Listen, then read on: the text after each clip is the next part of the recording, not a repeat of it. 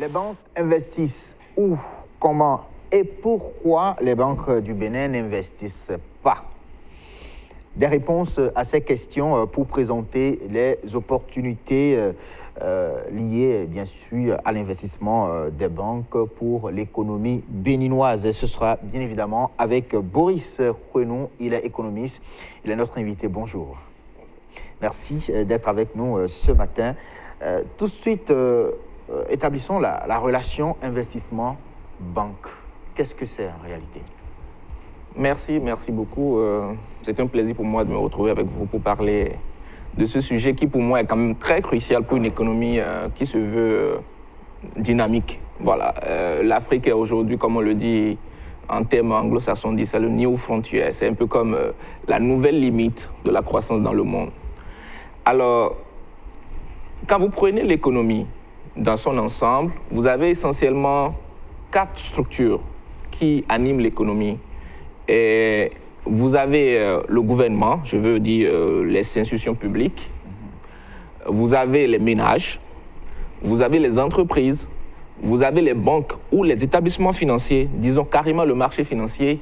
Et dans une certaine mesure, puisqu'on n'est pas dans un contexte isolé, vous avez maintenant les autres pays. Donc quand on prend l'économie de pays, oui, voilà les 4 acteurs clés. D'accord? On les rappelle, s'il vous plaît. J'ai dit, il y a l'État, oui, il y a les ménages, il y a les banques, et puis il y a les entreprises. Voilà les 4. Et puisqu'on n'est pas isolé, il y a les autres pays. Voilà, avec qui on importe, avec qui on exporte. Et donc, chacun de ces acteurs a un rôle. Mais essentiellement, on peut résumer à dépenser et acheter. D'accord. Et donc, essentiellement, les banques, leur rôle, c'est d'encaisser. Donc, l'activité qu'ils font, c'est d'encaisser d'abord l'épargne et maintenant d'investir. Voilà, on achète, on vend. Donc, la banque, essentiellement, achète et vend l'argent. Elle ne fait pas plus que ça. Donc, voilà. Donc, pour moi, la relation est toute nette. La banque existe parce que l'investissement comme activité, parce que l'achat de l'argent comme activité, je mets l'achat en griffe, comme vous pouvez le comprendre, oui, existe. Voilà. D'accord. Et maintenant, on a l'impression que les banques n'investissent pas au Bénin. Pourquoi? Oui, c'est très désolant de le dire, mais c'est vrai. C'est vrai que les banques n'investissent pas au Bénin. Pour vous donner un petit chiffre, selon la BCAO, sur dirons, la durée de 2000 jusqu'à 2014, globalement, le financement de l'économie par les banques. En fait, le financement de l'économie mesure le crédit à l'économie, le rapport crédit à l'économie par rapport au PIB. D'accord? Et donc, quand on fait ce rapport, la plupart des pays de l'UEMOA, y compris donc le Bénin, on se retrouve autour de 20%. D'accord? Et c'est comparé à certains autres pays, je veux dire en Afrique de l'Ouest ou même dans le monde. En Afrique de l'Ouest, le Nigeria se retrouve déjà autour de 40%. Mais globalement, dans le monde, il y a des pays, en Afrique du Sud, par exemple, qui va à 145%. Wow. Voilà. Et quand vous voyez le gap, on se demande, mais qu'est-ce qui se passe chez nous? Pourquoi ça ne bouge pas? Et la raison fondamentale, selon la BCAO, serait due essentiellement au fait que les banques n'ont pas suffisamment d'informations. On parle de ça, de l'asymétrie d'informations. Même les banques.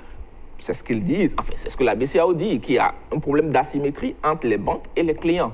Mais moi, je pense qu'il faut revenir même à la source des choses. Parce qu'il faut que je détaille un peu plus. Allons-y. Parce que lorsqu'on parle en termes de ratio, crédit à l'économie et PIB, on peut ne pas comprendre clairement. Moi, je veux revenir carrément à l'activité de la banque et vous dire comment ça se passe. Allons-y. D'accord? Oui. Alors, j'imagine que la banque est autorisée par le gouvernement, c'est le gouvernement ou c'est la BCAO qui donne l'agrément à une banque pour s'installer dans un pays. Et donc, elle est habilitée à collecter l'épargne de ce pays-là, d'accord? Ou même l'épargne d'autres pays. Supposons qu'une banque au Bénin collecte 100 francs. D'accord? Nous allons tous, ils font beaucoup de publicité pour vous dire, venez ouvrir des comptes, le taux de bancarisation est faible, il faut qu'on la croie et tout ça. Donc, vous allez vous ouvrir un compte et tout ce qu'on dépose, c'est autour de 100 francs. La banque ne choisit d'investir en retour dans l'économie que 20 francs. Et donc, le reste, ça se retrouve où? Des 100 francs Des 100 francs, 20 francs investis. Et la question qu'on évoque, c'est le risque. On n'a pas beaucoup d'informations, le dossier n'est pas bien structuré. Et qui, pour moi, sont de l'ordre de ce que je peux appeler c'est des conditions qui se retrouvent pratiquement dans beaucoup de pays, pas seulement en Afrique. L'asymétrie de l'information, c'est une situation qui caractérise le marché. Et donc, tous les économistes, tous ceux qui ont fait les banques savent que le marché, et c'est d'ailleurs ça qui amène les gens à parler parfois de l'échec du marché. C'est-à-dire que quand on dit que le marché régule à lui seul tout, le marché peut régler tous les problèmes, en économie, on parle de l'échec du marché parce qu'il y a cette question d'asymétrie. Il y a des choses que je connais que vous ne connaissez pas, mais on veut commercer, on veut faire des transactions. Donc, il y a des choses que je cache pour pouvoir vous vendre quelque chose. Je peux vous offrir quelque chose de qualité moindre et vous dire c'est le prix, ça. Il y a quelque chose que vous cachez aussi, qui est l'utilité que vous voulez donner au produit que vous voulez acheter, qui n'est pas la même. Et cette asymétrie ne peut pas justifier qu'on n'investisse pas dans une économie. Dans une économie. Alors, les jeunes aujourd'hui manquent de financement pour démarrer leurs entreprises. Est-ce la faute vraiment à ces banques-là qui hésitent vraiment à investir? Ok, je parle d'un constat simple, et ça c'est la BCAO qui dit qu'il y a une abondance de liquidité. Je crois que tout le monde sait ce qu'on appelle liquidité. Et on dit qu'il y en a. Et je dis, vous êtes dans une activité au Bénin et sur le marché mondial en général. Je vous donne un exemple, peut-être que c'est un exemple très éloigné de nous, mais la situation qui s'est produite récemment entre General Electric et Alstom en France, oui, il y a des raisons stratégiques, tout ce que les pays peuvent dire, mais en fait, General Electric a un trésor de guerre énorme. Sa trésorerie pèse 200 milliards de dollars. Et cette trésorerie qui n'est pas utilisée aux États-Unis, si elle est taxée, ça va leur créer des problèmes. Donc, où en fait pour acheter des entreprises? C'est comme ça pour beaucoup d'entreprises, de grands groupes dans le monde qui ont une trésorerie abondante. C'est pareil aussi en Afrique, qui a beaucoup d'argent et la liquidité est abondante. Il y a eu beaucoup de restructurations qui sont intervenues aussi au niveau de la BCAO qui devaient normalement permettre aux banques de pouvoir exercer. Et vous devez constater que si notre pays ou si les pays de l'UEMOA ne sont pas attractifs, les banques ne viendraient pas. Je crois qu'on en a au moins une bonne douzaine au Bénin. On en a une bonne douzaine. Oui. Donc ça veut dire que l'activité bancaire est lucrative. Elle est lucrative. Et que font-elles alors, ces banques-là, de nos épargnes? Oui, et c'est là la question. C'est-à-dire que lorsque je vous dis qu'on peut engranger 100 francs et investir que 20 francs, ça veut dire qu'on n'est pas prêt à partager le risque avec les gens. Et moi, je voudrais insister sur quelque chose. Et les banquiers le savent. Lorsqu'on parle de risque, ce n'est pas de l'incertitude. Et dans toutes les études, lorsqu'on parle de risque, ça veut dire qu'il y a des moyens de se parer du risque. L'incertitude, on n'en s'empare pas parce qu'on est sûr qu'à 100%, on ne sortira pas d'affaires. C'est l'incertitude. On ne peut pas calculer le risque. D'accord? Oui. Mais lorsqu'on dit qu'il y a une activité qui est risquée, on peut déterminer quel est le risque et quels sont les moyens ou les dispositions qu'on prend pour se couvrir de ce risque-là. Okay. Et donc, c'est la condition à laquelle les gens peuvent facilement dire « Ok, cette activité est risquée, j'ai peut-être 10% de risque, voilà, j'ai de mauvaises dettes, si je finance une telle activité, j'ai tel ou tel moyen pour me protéger. » Et ces moyens, ils les connaissent. Mais l'autre chose que je voudrais souligner, oui, la question de l'asymétrie de l'information, c'est une question qui dépend de comment est-ce qu'on fait la banque. Comment est-ce qu'on fait la banque? Il y a plein de pays autour de nous en Afrique de l'Ouest qui ont changé leur façon de faire la banque. Si je fais une activité et que le banquier est dans son bureau et qu'il n'attend exactement que ce que je viens lui présenter comme information, bien sûr, il y a asymétrie d'information. Parce que je ne lui présente que ce qui m'arrange, mais le banquier peut aller à mon activité. Aller à mon activité, ce n'est pas faire une mission d'inspection comme ils le font, tout cravate, ils viennent, et ils font quelques 2 minutes, 5 minutes, et puis ils s'en vont. Non, ce n'est pas ça. C'est quoi en réalité? Non, mais si vous allez à la City, l'une des les plus grandes places, les places fortes de la finance dans le monde, à la City, le banquier, bien sûr, s'il est dans son bureau, vous le verrez en cravate, mais si celui avec qui il fait business se met en polo pour aller prendre son déjeuner, le banquier se mettra en polo pour aller prendre son déjeuner avec lui, et ils discutent. Vous en êtes sûr? Mais c'est comme ça que ça se passe. Donc, je ne peux pas être en train de faire une activité dont vous ne savez rien. Vous attendez simplement que je vienne vous donner des informations qui sont les miennes. Vous n'avez pas les moyens de les checker si vous ne venez pas à moi. Le banquier, ça communique partout. Oui, mais c'est la seule façon d'ailleurs pour corriger l'asymétrie d'information. Vous voulez régler la question d'asymétrie d'information. Si c'est ça qui vous permet de parler de risque, si c'est ça qui vous permet de dire votre activité telle que vous l'avez amenée, telle que vous l'avez structurée ne me rassure pas, mais alors vous cherchez à communiquer pour corriger l'asymétrie d'information. Donc pour moi, ça me semble être une fallacie, voilà, de dire que on ne peut pas, on a une question d'asymétrie pour pouvoir financer les institutions, pour pouvoir financer les entreprises. Et je voudrais préciser que si le pays n'est pas attractif, si le pays n'est pas stable, ça c'est des choses que nous vendons aux banques. Et en retour, le pays n'en tire rien. C'est-à-dire qu'une banque qui vient s'installer dans un pays où elle peut faire une activité tranquillement parce qu'elle est sûre que voilà, personne ne viendra cambrioler, elle est sûre que le système ne va pas s'écrouler, elle est sûre qu'il n'y a pas de risque politique, parce qu'on a surtout ça au Bénin. Et ça, c'est un capital. C'est un capital qui devait profiter à nos entreprises, jeunes ou grandes. Donc, logiquement, les banques qui viennent chez nous doivent s'astreindre à un certain nombre de conditions pour financer notre économie. Voilà. Je ne dis pas de déroger aux dispositions globales que la BCEAO ou notre union monétaire a, mais je dis qu'il faut s'assurer qu'une économie qui marche, c'est une économie qui se finance. Et ça, et les banques, et le gouvernement dans son rôle, doivent faire quelque chose par rapport à ça. On ne peut pas continuer par dire il faut que le gouvernement trouve des moyens à travers le FNPEJ. Combien de gens imaginez-vous qu'on peut financer avec le FNPEJ? Et sur quelle durée? Donc ça, c'est des initiatives qui ne peuvent être que purement pilotes. Et je dis que ce n'est pas le rôle de l'État de financer l'économie. Chacun, comme je vous l'ai cité au début, chacun dans l'économie a son rôle. Et le rôle des banques, c'est de financer l'économie. De financer l'économie, certainement, quelles sont les perspectives liées, bien sûr, à ce financement des banques dont vous parlez aujourd'hui? OK. La première chose que moi je dois dire, c'est que les banques doivent aller sur le marché financier. Parce que l'une des choses que la BCEAO disait aussi, en dehors de l'asymétrie d'information qui doit être l'une des principales raisons, c'est que les banques n'ont pas de ressources propres. Les banques n'ont pas de ressources propres. Du coup, elles se créent avec peut-être des actionnariats, elles se créent avec des ressources extérieures. Et ces ressources extérieures ont des contraintes qui ne leur permettent pas de déployer le financement au profit de l'économie. Mais c'est aussi, pour moi, ce n'est pas solide comme argument. Voilà, ce n'est pas solide comme argument. Donc, pour moi, en termes de perspective, c'est qu'il faut aller sur le marché financier.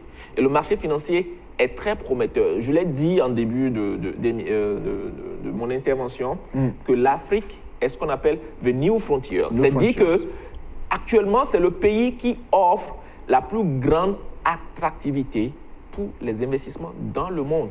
L'Afrique est le continent qui offre le plus grand, enfin, en termes d'attraction. Ça dit que les banques du Bénin sont carrément absentes, ou les banques africaines sont absentes du marché financier. On a constaté tout à l'heure qu'il y a quand même Ecobank du Togo qui est sur le marché financier. On a eu à entendre dire également qu'il y a la BOA Bénin également qui est sur le marché financier coté à la BRVM. Est-ce dit que les autres banques doivent aussi suivre ces pas? Oui, toutes les banques doivent faire ça. Mais c'est vrai, vous savez, pour aller à la bourse, il y a un certain nombre de conditions. Donc, toute entreprise ne se présente pas à la bourse. Il y a une certaine capacité qu'il faut avoir, il y a une certaine taille qu'il faut avoir pour aller à la bourse. Et la bourse a ses règles. Mais quand je parle de marché financier en général, je vous dis, le trésor de guerre des structures de pension aux États-Unis, ça pèse plus de 3 000 milliards de dollars. D'accord? Et ces gens ont commencé par s'intéresser à l'Afrique. Des pays en Afrique les attirent. Pas encore le Bénin. Des pays en Afrique les attirent. Le Nigeria est le premier pays en Afrique, devant l'Afrique du Sud, qui attire le plus d'investissements aujourd'hui sur notre continent. Et je dis, ils n'ont pas la stabilité que nous avons. Ils n'ont certainement pas la gestion des affaires publiques que nous avons. Ils ont suffisamment de problèmes que nous. Mais qu'est-ce qui les avantage? Mais voilà, c'est ce que je dis. C'est-à-dire que dès l'instant que vous montrez à l'investisseur que même malgré tous ces risques qui existent, et donc qu'on peut les calculer, qu'on peut savoir comment on se protège contre ça, que l'activité dans laquelle il veut investir est rentable, il vient vers vous. Parce que lui veut faire du business. Est-ce que ce n'est pas parce qu'on dit souvent que le Nigeria est un pays riche, il y a le pétrole, il y a des terres, il y a les usines, les entreprises, les industries qui sont installées un peu partout. Est-ce que ce n'est pas ça qui avantage beaucoup plus le Nigeria au détriment des autres pays africains? Non. Et ce n'est même pas que le Nigeria est avantagé. J'ai donné le Nigeria, l'exemple du Nigeria parce que c'est le pays le plus proche de nous. Mais il y a plein d'autres exemples. En fait, quand vous allez en Afrique de l'Est, je ne veux pas citer la Tanzanie, le Rwanda, l'Ouganda, tous ils attirent des investisseurs. Ils n'ont pas la taille. Pays sorti de guerre. Oui, ils n'ont pas la taille. Ils n'ont pas la taille du Nigeria. Ils n'ont pas les ressources. Le Rwanda n'a rien comme nous. En tout cas, jusqu'à présent, on n'a pas encore découvert quelque chose qui puisse dire, on puisse dire ça va changer le bonheur des Béninois. On n'a pas encore trouvé de pétrole, à tester de grande taille pour dire on va changer la façon dont les recettes de l'État s'améliorent chaque année. Voilà. Donc ça, c'est quelque chose qui montre clairement que ce n'est pas ça qui rassure les gens. Ce qui rassure les gens, c'est comment est-ce que l'activité est structurée, comment est-ce que l'économie est dynamique dans le pays, comment est-ce que les acteurs économiques sont habilités à vraiment être des acteurs économiques. Et le Nigeria joue ça. Et nous, on peut jouer ça encore mieux que le Nigeria. Parce que puisqu'on offre cette stabilité-là, nos entreprises peuvent prospérer dans la quiétude. Et si on peut s'organiser comme un point de distribution en direction du Nigeria, ce marché de 300 millions de l'Afrique de l'Ouest qu'on crie tout le temps, on peut prendre les 2 tiers aisément, parce que le Nigeria, à lui seul, fait presque des 2 tiers de ce marché-là. Donc je crois que la question n'est pas au niveau de comment est-ce qu'on s'organise ou bien pourquoi le Nigeria a un avantage sur nous. Le Nigeria n'a pas d'avantage sur nous, c'est une question d'organisation. D'organisation. Ah oui. On espère bien que tout ceci sera bien effectif également au Bénin, où ces banques-là, où le Bénin pourra donc attirer beaucoup plus d'investisseurs, pourquoi pas. Alors, tout dernièrement, le Bénin a organisé quand même une table ronde à Paris pour attirer des investisseurs. Ces paramètres dont vous venez de parler, que vous venez donc d'évoquer, parlant bien sûr de la stabilité sociopolitique, au Bénin, tous ces paramètres ont été donc évoqués là-bas. Est-ce que vous pensez que dans les prochains jours, on pourra donc avoir ces investisseurs-là présents au Bénin pour qu'on puisse sentir aussi le Bénin sur ce marché-là? Bon, 2 choses. Moi, c'est une initiative que je loue parce que ça, c'est très important. En fait, certains pays l'ont fait avant nous et puis ils en récoltent les fruits. J'espère de vive voix, j'espère vraiment de tout cœur que cette table ronde va vraiment apporter quelque chose au Bénin. Ça, c'est très important et je salue le gouvernement pour cette initiative-là. La deuxième chose, il faut avouer que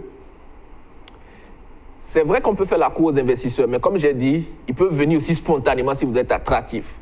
Donc, faisons ça, comme on l'a fait la table ronde, mais travaillons aussi à être attractifs. Ça, c'est très important. Travaillons à être le pays qui offre une garantie en ce qui concerne les questions judiciaires, parce que les gens disent, voilà, quand on fait business dans votre pays, voilà, comment est-ce que s'il y a un problème judiciaire, comment est-ce que vous le réglez très rapidement? C'est le très rapidement qui est important. Ce n'est pas comment vous le réglez. Vous pouvez le régler. Dans le tribunal de commerce. Vous pouvez le régler. Oui. On peut trouver la formule. Ça peut être tribunal de commerce, mais ça, voilà, ceux qui en sont spécialistes savent ce qu'ils doivent faire. Oui. Voilà. Donc, régler très rapidement, c'est la question. C'est le rapidement qui est la question. Ce n'est pas le régler. Vous pouvez le régler dans 5 ans, dans 10 ans, dans 1 an, je ne sais quoi. Mais il faut le régler très rapidement. Et le très rapidement, c'est une question de compétition et de dynamique d'une économie. Donc, ceux qui peuvent offrir ces conditions-là très rapidement vont attirer des gens alors que nous, on serait là. Donc, ça, c'est un truc sur lequel il faut travailler aussi. Voilà. Et maintenant, je dis, les investisseurs privés, et il y en a beaucoup. On parle, ça peut être des private equity, ça peut être des fonds angels. C'est une énormité de choses qui existent actuellement en ce qui concerne l'investissement de par le monde. Et ces gens sont intéressés par l'Afrique. Ils sont intéressés par des pays en Afrique qui peuvent leur permettre de fructifier leurs affaires. Ça avait été l'Asie, maintenant c'est notre tour. Et quand je vois, vous voyez aux États-Unis par exemple, les gens qui ont des milliards, il y a une étude qui a démontré en fait qu'ils ne dépensent pas leurs milliards. C'est-à-dire que ce n'est pas des gens qui consomment, comme on peut s'imaginer, consommer des Lamborghini ou je ne sais pas, des Ferrari. Non, ils ne consomment pas. Et finalement, ça a fait développer ce qu'on appelle aux États-Unis le wealth management. Il y a des gens qui se spécialisent pour gérer vos richesses, pour gérer vos patrimoines. Et ces gens, quand ils parlent de gestion de patrimoine, ils parlent de gestion de richesse, c'est de savoir comment ils placent leurs milliards, ils placent leurs millions dans de bons business, dans des pays où ils peuvent rentabiliser. Et ça, je vous l'assure, plein de pays se l'arrachent maintenant en Afrique. Doit-on comprendre qu'il y a des milliards qui dorment dans nos banques au Bénin? Enfin, je ne dirais pas qu'ils dorment, mais il y a des milliards. Il y a de la liquidité abondante. Et comme vous pouvez vous imaginer, ce qu'ils font avec l'argent, c'est d'aller sur le marché financier. Ils placent eux aussi l'argent. Donc, on prend notre épargne, on ne réinvestit pas dans l'économie, mais on va placer ça. Ils devraient faire le contraire. Et c'est ce que les banques, comme en Afrique du Sud, font. C'est-à-dire que quand ils se retrouvent à des taux de 145%, ça veut dire que vous déposez 100 francs et ils sont prêts à vous faire des crédits jusqu'à 145 francs. Parce qu'il y a deux choses. Premièrement, l'épargne que je collecte me permet d'investir dans l'économie. Donc, je collecte 100 francs. Donc, je peux investir jusqu'à hauteur de 100 francs si la demande existe. Oui. Et au Bénin, la demande existe dans ce sens-là. Les gens demandent le crédit. Deuxièmement, je vends de l'argent. J'ai une offre de 100 francs, mais la demande est peut-être de 200. D'accord? J'ai la possibilité de produire davantage. Mais je ne produis pas l'argent, moi. Les banques peuvent aller au niveau de la banque des banques. Il y a la banque centrale qui produit l'argent et qui peut leur faire des crédits à taux, je ne sais pas, comme vous le savez, le taux directeur comme ça se fixe, voilà, vous allez voir tout le temps la BCE en train d'ajuster pour faire booster l'économie européenne. Oui, ça c'est quelque chose de très important, c'est le taux auquel les banques prêtent auprès de la banque centrale. Voilà. D'accord? Oui. Et donc les banques béninoises, ou ces grands groupes de banques que nous avons, parce que la plupart d'entre eux sont des groupes, ils sont présents dans beaucoup de pays de l'UEMOA ou même au-delà, ils peuvent aller au niveau de la BCEAO et prendre davantage d'argent. Donc supposons qu'ils collectent 100 francs, et que la demande est de peut-être 200 ou 150, je dis quelque chose comme ça, ils peuvent aller à la BCEAO et dire, ah, nous on a déjà dépensé tout ce qu'on a déjà mis, tout ce qu'on a collecté auprès des gens dans l'économie. Mais la demande est très forte et le crédit est rentable. D'accord? Donc donnez-nous davantage d'argent. Voilà. Nous on veut placer l'argent qu'on a pris auprès de la BCEAO peut-être à 10% auprès des clients qui sont des particuliers, qui sont des entreprises comme vous et moi. Mais la BCEAO va peut-être leur donner ça à 1%.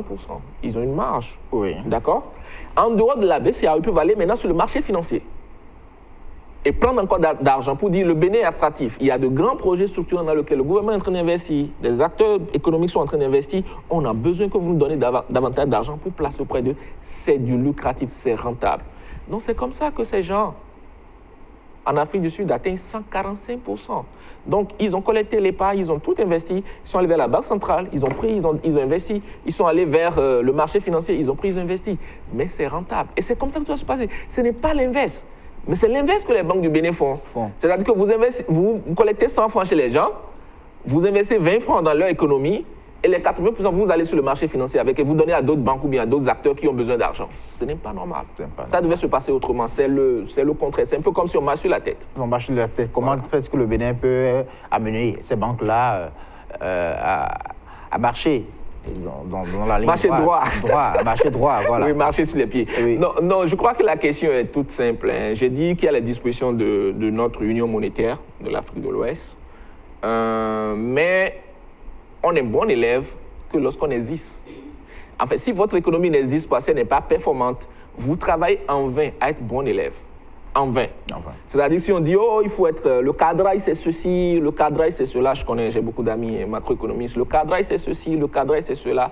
Oui, travaillez sur les cadrages. Mais si votre économie n'existe pas, si votre population ne s'en sort pas, si le bien-être n'est pas au rendez-vous, si vos acteurs économiques ne respirent pas, en vain, vous faites le cadrage. Donc, les questions liées aux dispositions ou aux accords ou aux agréments qu'on a avec l'UEMOA sont très, très, très importantes. Voilà. Mais je dis qu'à côté de ça, on devrait prioriser l'intérêt de notre pays. D'accord? Oui. On devrait dire, si une banque veut s'installer au Bénin, voilà, la BCA ou bien l'UEMOA a dit, OK, la moyenne pour investir de financement dans l'économie, c'est peut-être ceci. Je donne un pourcentage. Nous, on a un problème particulier au Bénin. Tu veux venir chez nous? On a la stabilité, on a tout ceci à t'offrir. Mais si tu viens au Bénin, il faut prioriser les entreprises du Bénin. Il faut prioriser les petites entreprises qui vont naître. Il faut prioriser les entreprises qui te demandent juste 5 millions pour faire une petite affaire avec le Nigeria. 5 millions.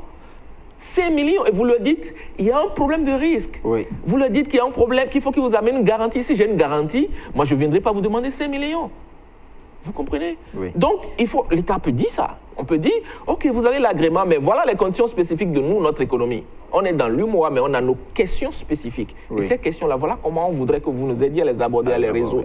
Si on le fait comme ça, oui, on aura 13 banques, mais on aura 13 banques qui bossent pour les Béninois. On n'aura pas 13 banques qui boxent pour elles-mêmes. Voilà. Donc ça, c'est très important. Merci beaucoup, Boris Kouenou. Je rappelle, vous êtes économiste. Avec vous, nous avons donc parlé de l'investissement des banques au Bénin. Il faut que les banques investissent dans l'économie béninoise et non sur le marché financier, amener nos épargnes vers d'autres banques. Cela va pour en tout cas pour le développement de l'économie béninoise. Merci beaucoup à vous, Boris Kouenou, d'avoir été là. J'espère bien que vous reviendrez un de ces quatre pour qu'on puisse quand même aller un peu plus en profondeur, bien sûr, de cette question pourquoi est-ce que les banques du Bénin n'investissent pas au Bénin? Oui, certainement qu'il y a encore d'autres choses, d'autres obscurités. Et j'espère qu'à travers vos réponses, beaucoup de lumière jailliront pour que l'économie béninoise puisse prendre son envol. C'est donc terminé. C'était l'invité du jour. Beauté au pluriel sur Bébé Matin.